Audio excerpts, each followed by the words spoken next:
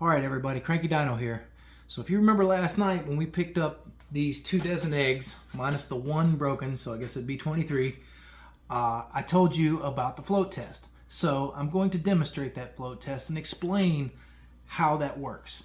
When eggs age, the shell gets soft and it allows air in. So if you take, and I have here a big bowl of water, if you take and drop them in the water, if they sink, they're still good. If they float, more air has gotten inside the shell, and that means they're bad. So you just throw those out. So whenever you find eggs like this in the dumpster, you give them a good float test to see if they're good or not. So here we go. Let's see if these are good. If it turns out they are good, I'd recommend going ahead and using them as soon as you possibly can.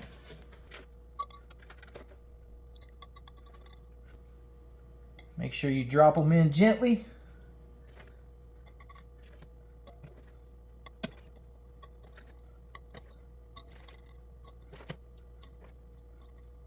So the first dozen is good. So let's check this other one. I learned of this trick in doing my research because you guys know that I'm going to do a chicken coop this year at my house. I'm going to be building my own chicken coop.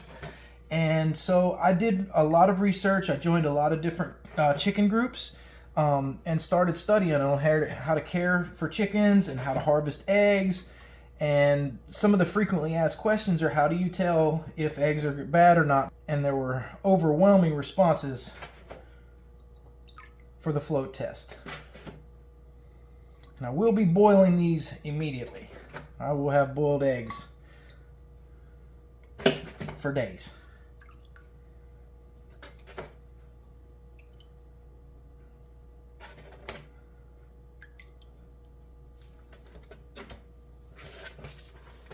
Alright, so it looks like more than just one are cracked in this one. So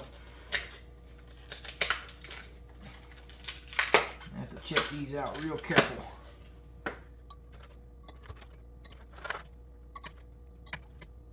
one's cracked, that one's cracked, that one's cracked, that one's cracked, and that one's cracked. So, alright, so it turns out we only had 6 in there that were not cracked. And all of those, again, as you can see, they all sunk to the bottom. They're all good.